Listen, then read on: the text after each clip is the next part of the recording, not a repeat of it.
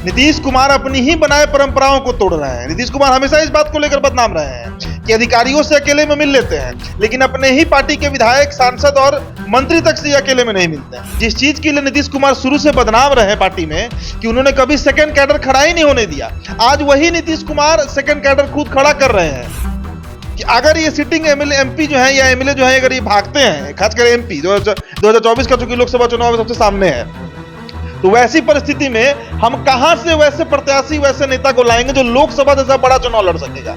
और एक और सवाल नीतीश कुमार सभी विधायकों से पूछे हैं, सभी पूर्व विधायकों से, कि जितनी भी योजनाएं चल रही हैं बिहार में राज्य सरकार की, उसके बारे में उन्होंने विस्तार से चर्चा किया है, ये जानने के लिए कि दरअसल जो पूर्व विधायक हो गए, क्या वो आज के परिस्थितियों से, आज के सरकारी योजनाओं से अपडेट है कि नहीं। वहां से जो पूर्व विधायक जदयू के पहुंचे हैं, उनसे यह भी पूछा गया है कि राजद के साथ गठबंधन जो हुआ जदयू का, उससे पब्लिक कितनी संतुष्ट है या पब्लिक कितनी असंतुष्ट है। तो इस तरह का माहौल नीतीश कुमार खुद क्रिएट कर रहे हैं, इसलिए कि नीतीश कुमार को डर है कि 2024 में इनको प्रत्याशी भी कम पड़ जाएगा।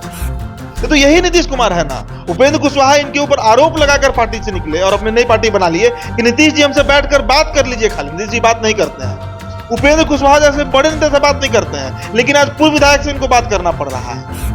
मतलब अशोक चौधरी बीजेपी के सिंबल पर जमुई लड़ना चाह रहे हैं 2024 का लोकसभा चुनाव, संजय झा दरभंगा लड़ना चाह रहे हैं। इससे बात अब पब्लिक डोमेन में है कि बीजेपी के लोग जो बार बार दोहरा रहे हैं कि इनकी पार्टी में भगदड़ मचने वाला है, पार्टी में टूट होने वाला है, उपेंद्र कुशवाहा इस बात को बार बार कह रहे हैं। इसमें सच्चाई अगर 1% भी है तो वो 1% नीतीश कुमार को परेशान कर रहा है। जो एक लवकुश समीकरण का दम भरते थे, वो तो सम्राट चौधरी, आरसीपी सिंह और उपेंद्र कुशवाहा के मार्फत बहुत बड़े स्तर पर तोड़ा गया। अगर नहीं तोड़ा गया होता तो जितने एग्जिट पोल के रिजल्ट जनवरी में दिखा रहे थे कि 25 सीट महागठबंधन को आ रहा है, वो अब 14-15 सीट बता रहे हैं। इसका साफ मतलब है कि धीरे धीरे जनाधार घट रहा है नीतीश कुमार का। बिहार के मुख्यमंत्री नीतीश कुमार अपने तमाम विधायकों और सांसदों से 1-to-1 मुलाकात कर रहे हैं, और ये पहली बार नहीं है। नीतीश कुमार 3 बार मुलाकात कर चुके हैं। अब इस बात की चर्चा बिहार के राजनीति में इसलिए तेज हो रही है कि जहां एक तरफ इंडिया का बैठक चल रहा है, विपक्षी एकता की बात हो रही है, चर्चाएं चल रही हैं, वहीं महागठबंधन में दरार को लेकर के भी चर्चाएं चली। आखिर क्या वजह है कि नीतीश कुमार अपने विधायकों, सांसदों से मिल रहे हैं, और इस बार जो उन्होंने मुलाकात किया है वो पूर्व में विधायक और सांसदों से भी मुलाकात की है। अब इस बात की गहमा गहमी बिहार के राजनीति में तेज हो गई है। कभी विजय चौधरी के यहाँ अचानक पहुंच जाते हैं, कभी अशोक चौधरी के यहाँ अचानक पहुंचते हैं, फिर संजय झा के यहाँ पहुंचते हैं। क्या वजह है कि नीतीश कुमार अचानक से ही अपने विधायक और सांसदों, इतना तक ही पूर्व विधायक और सांसदों से मिल रहे हैं? इसी बात की चर्चा करेंगे। क्या नीतीश कुमार को किसी बात का डर सता रहा है? हमारे साथ हमारे सहयोगी है उदित तारक। उदित जी, नीतीश कुमार को किस बात का डर सता रहा है कि अपने विधायकों, सांसदों से मिल रहे हैं और पूर्व में विधायक जो सांसद थे जदयू के, उनसे भी मुलाकातें हो रही हैं? देखिए, एक पूर्व विधायक जो नीतीश कुमार से मुलाकात करके बाहर आए हैं, वो बड़े भौचक्के थे, बहुत आप कह सकते हैं संशय में थे। उनका कहना था कि 2 बार मैं विधायक रहा, नीतीश कुमार के साथ पिछले 25 सालों से मैं राजनीति कर रहा हूं, लेकिन उनके पूरे राजनीतिक करियर में, उस पूर्व विधायक के पूरे राजनीतिक करियर में यह पहली बार हुआ जब वो नीतीश कुमार से अकेले बंद कमरे में बैठकर बात किए हैं। सोचिए कितनी बड़ी बात है। नीतीश कुमार अपनी ही बनाए परंपराओं को तोड़ रहे हैं। नीतीश कुमार हमेशा इस बात को लेकर बदनाम रहे हैं कि अधिकारियों से अकेले में मिल लेते हैं, लेकिन अपने ही पार्टी के विधायक, सांसद और मंत्री तक से अकेले में नहीं मिलते हैं। मतलब नीतीश कुमार कभी भी अपने अगल बगल जो लोग उनके राजनीति कर रहे हैं, जो मंत्री हैं, विधायक हैं, सांसद हैं, उनको तवज्जो भी नहीं दिए। और अब कहिए कि एक तरह से जो single party rule, single person rule होता है पार्टी में, एक व्यक्ति का जो एकाधिकार होता है, उसको बनाकर रखे, पावर को पूरी तरह सेंट्रलाइज करके रखे। लेकिन अब नीतीश कुमार की आप इसे मजबूरी कहिए, नीतीश कुमार की आप इसे रणनीति कहिए, या जो कह लीजिए, नीतीश कुमार आज इस स्थिति में है कि ना सिर्फ वो सिटिंग एमपी और एमएलए से मिल रहे हैं, ना सिर्फ वो सिटिंग एमएलसी से मिल रहे हैं, बल्कि पूर्व में, मतलब जदयू से जो पूर्व विधायक हो चुके, जो नहीं जीते 2020 में, उनसे भी मुलाकात कर रहे हैं। जो पूर्व सांसद हो चुके, उनसे भी मुलाकात कर रहे हैं नीतीश कुमार। अब इसका और बंद कमरे में बातचीत क्या हुई, यह भी एक बहुत बड़ा मसला है। देखिए, अभी तक जो खबरें आई हैं, बंद कमरे में नीतीश कुमार दरअसल अपने पार्टी के पूर्व विधायक और सांसदों के मन को टटोल रहे हैं, मन को टटोल रहे हैं, उनके बॉडी लैंग्वेज को समझ रहे हैं। क्योंकि देखिए, एक खबर लगातार बीजेपी, खबर नहीं, एक बयान लगातार बीजेपी दे रही है उपेंद्र कुशवाहा भी दे रहे हैं कि जदयू में बड़ी टूट होने वाली है। जदयू के कई ऐसे सांसद हैं जो भाजपा के संपर्क में हैं, जदयू के कई ऐसे सांसद हैं जो राजद के संपर्क में। इस तरह की खबरें लगातार चल रही हैं। तो अब नीतीश कुमार को इस बात का भय जरूर सता रहा होगा कि अगर उनके जो 16 सांसद हैं, एक खबर तो यह भी आया था कि उनके 16 के 16 सांसद बीजेपी के सिंबल पर चुनाव लड़ सकते हैं। ये खबर आया था कि उनके 16 सांसद, जदयू के 16 के 16 सांसद बीजेपी के सिंबल पर 2024 में चुनाव लड़ सकते हैं। ये खबर आया था। अब इसके बाद नीतीश कुमार के सामने सबसे बड़ा प्रश्न ये है, देखिए कोई नेशनल पार्टी तो है नहीं जेडीयू, एक क्षेत्र की सबसे बड़ी छोटी पार्टी है, बिहार की सबसे छोटी पार्टी है, सबसे कम जनधारा वाली पार्टी है।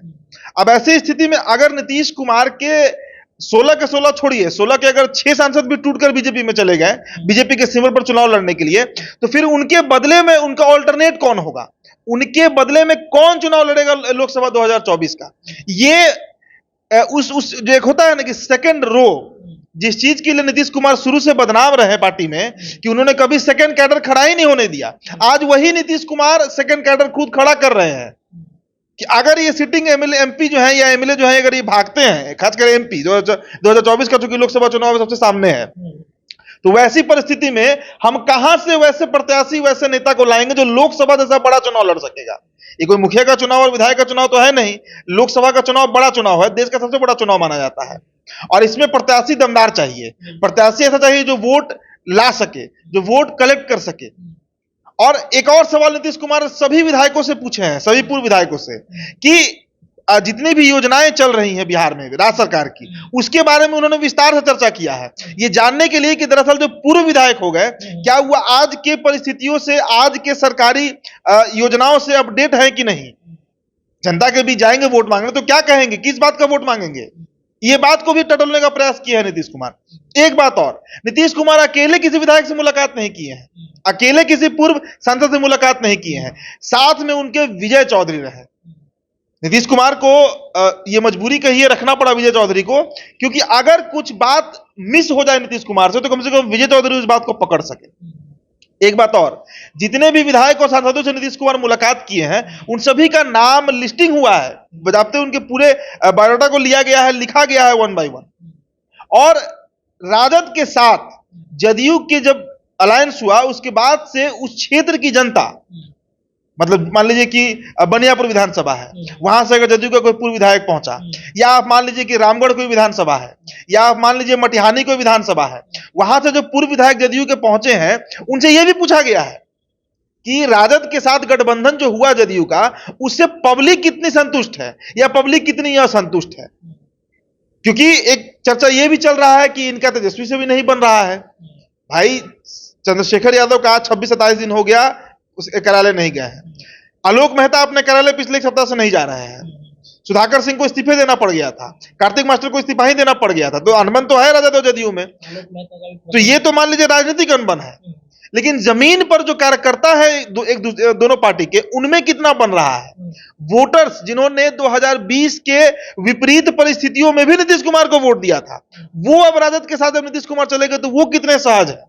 इस बात को भी टटोलने का प्रयास, जानने का प्रयास नीतीश कुमार कर रहे हैं, अपने पूर्व विधायकों से बात करके, पूर्व सांसदों से बात करके, जो सिटिंग अभी 1 महीना पहले जितने सिटिंग एमएलए हैं उनके 45 जो संख्या है 45 या 46, उन सभी से वो मुलाकात करते हैं। 16 सांसद को दिल्ली से बुलाया गया कि भाई आपके क्षेत्र में क्या परिस्थितियां हैं, योजना पर। और एक सबसे महत्वपूर्ण सवाल जो नीतीश कुमार कर रहे हैं वो योजना को लेकर कर रहे हैं कि हमारे जो पार्टी के सांसद हैं, मतलब जदयू के जो सांसद हैं, वो बिहार सरकार की योजनाओं से कितने रूबरू हैं, क्योंकि दिल्ली रहते हैं। और विधायकों से भी वही सवाल किया गया है कि बिहार सरकार के द्वारा जो योजना चलाया जा रहा है इसके बारे में आप कितना अपडेट है। तो इस तरह का माहौल नीतीश कुमार खुद क्रिएट कर रहे हैं, इसलिए क्योंकि नीतीश कुमार को डर है कि 2024 में इनको प्रत्याशी भी कम पड़ जाएगा।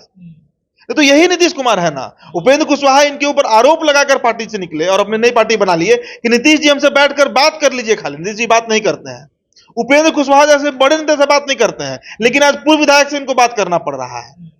आप इसको समय का पलटना कहिए या नीतीश कुमार की कमजोरी कहिए या इसे आप जिस तरह से कह लीजिए, लेकिन हकीकत यही है कि नीतीश कुमार आज बेहद असहज स्थिति में है। ऐसी स्थिति में है जहां पर उनको खुद ही नहीं पता है कि अगले 1 साल के बाद जदयू का क्या स्थिति होगा, जदयू का अस्तित्व रहेगा या नहीं रहेगा, कितने विधायक इनके साथ छोड़कर चले जाएंगे, कितने राजद में जाएंगे, कितने बीजेपी में जाएंगे, कितने सांसद इनके किस पार्टी से चुनाव लड़ेंगे। इनको मतलब एक कौशलेंद्र कुमार है, नालंदा के सांसद हैं, जदयू से ही है, उन्होंने तो यहां तक कह दिया कि नीतीश जी आप नालंदा लड़ लीजिए। मतलब कौशलेंद्र कुमार अपना कहीं पहले ही सेटिंग किए हुए हैं, तभी ना कहे होंगे नीतीश जी आप लड़ सकते हैं, नालंदा आपके लिए हम सीट खाली कर देंगे। तो और उसके बाद अभी जो विधानसभा में हुआ, जिसमें उन्होंने अशोक चौधरी को तो हड़का ही दिया, सुनील सिंह को हड़काया गया। सुनील सिंह राजद के हैं, लेकिन अशोक चौधरी जमुई से लोकसभा चुनाव लड़ना चाहते हैं, ये बात मार्केट में आ चुका है अब, और बीजेपी के सिंबल पर लड़ना चाहते हैं। मतलब अशोक चौधरी बीजेपी के सिंबल पर जमुई लड़ना चाह रहे हैं 2024 का लोकसभा चुनाव। संजय झा दरभंगा लड़ना चाह रहे हैं। ये सब बात अब पब्लिक डोमेन में है, ये बात कोई हम नहीं कह रहे हैं, पब्लिक डोमेन में आम चर्चा में है। और नीतीश कुमार इन नेताओं को लेकर आंख तेरड़ भी चुके हैं। एक बार अशोक चौधरी को तो कितना बयान उसके लिए देना पड़ा, स्पष्टीकरण करने के लिए, अपने पिताजी की कसम खाई, उन्होंने अपने बाप का कसम खाया था, वो स्टेटमेंट है उनका विधानसभा के बाहर ही। तो ये सब परिस्थितियां नीतीश कुमार के सामने है कि बीजेपी के लोग जो बार बार दोहरा रहे हैं कि इनकी पार्टी में भगदड़ मचने वाला है, पार्टी में टूट होने वाला है। उपेंद्र कुशवाहा इस बात को बार बार कह रहे हैं। इसमें सच्चाई अगर 1% भी है तो वो 1% नीतीश कुमार को परेशान कर रहा है, और उसी परेशानी के चलते आज ये स्थिति है कि सभी विधायक, सांसद, पूर्व विधायक और पूर्व सांसदों से उनको मुलाकात करना पड़ रहा है। ये लोगों के मन में ये सवाल ये भी उठेगा कि नीतीश कुमार हो सकता है फिर कुछ पलटी मारेंगे। देखिए, पलटी मारने का अब ऑप्शन उनके पास है नहीं। आज आप माइक लेकर चले जाइए और बीजेपी के किसी भी प्रवक्ता, नेता, विधायक, कार्यकर्ता तक से पूछ लीजिए, सभी लोग का एक तकिया कलाम बन चुका है बीजेपी में कि नीतीश कुमार के लिए नो एंट्री। और भाई, जब सबसे बड़ा नेता जो अमित शाह है, पटना में, बिहार में आकर वाल्मीकि नगर, नवादा में, सब जगह तो बोले हैं कि नीतीश कुमार के लिए नो एंट्री है, इसका स्पष्ट मतलब है। विनोद तावड़े बोल चुके हैं, जो प्रभारी हैं बिहार के। तो इसका मतलब है कि बीजेपी अब किसी, देखिए, नीतीश कुमार के पास अब जनाधार बचा है नहीं। ये बात नीतीश कुमार भी जान रहे हैं, ये बात उनकी पार्टी भी जान रही है। जो एक लवकुश समीकरण का दम भरते थे, वो तो सम्राट चौधरी, आरसीपी सिंह और उपेंद्र कुशवाहा के मार्फत बहुत बड़े स्तर पर तोड़ा गया। अगर नहीं तोड़ा गया होता तो जितने एग्जिट पोल के रिजल्ट जनवरी में दिखा रहे थे कि 25 सीट महागठबंधन को आ रहा है, वो अब 14-15 सीट बता रहे हैं। इसका साफ मतलब है कि धीरे धीरे जनाधार घट रहा है नीतीश कुमार का। महागठबंधन में राजद का नहीं, नीतीश कुमार का जनाधार घट रहा है।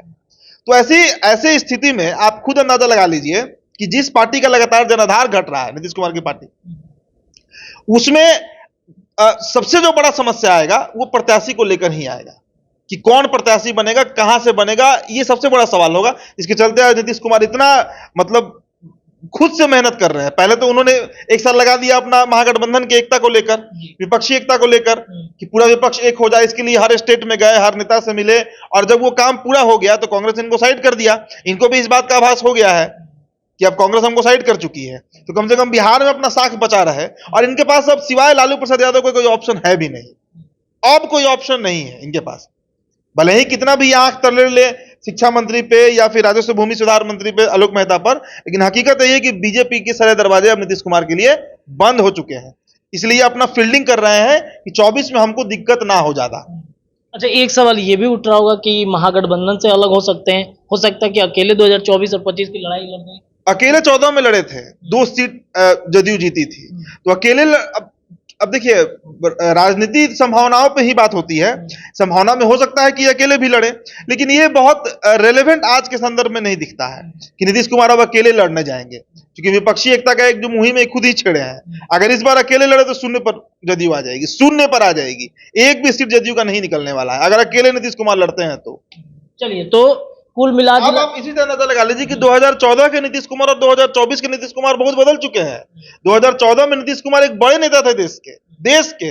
आज नीतीश कुमार अपनी क्रेडिबिलिटी, विश्वसनीयता, जनाधार सब कुछ खो चुके हैं बिहार में।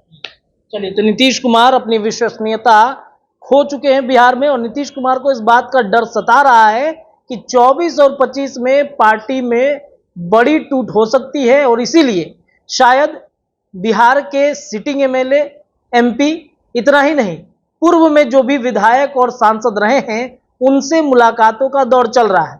अगर यही डर रहा तो हो सकता है कि आने वाले दिनों में कार्यकर्ताओं से भी नीतीश कुमार की मुलाकात जारी रहेगी। फिलहाल इस वीडियो में इतना ही। तमाम चर्चाएं लगातार हम करते रहेंगे। देखते रहिए हमारे चैनल द बिहार टॉप। ये चर्चा कैसी लगी जरूर बताइएगा। बहुत बहुत धन्यवाद।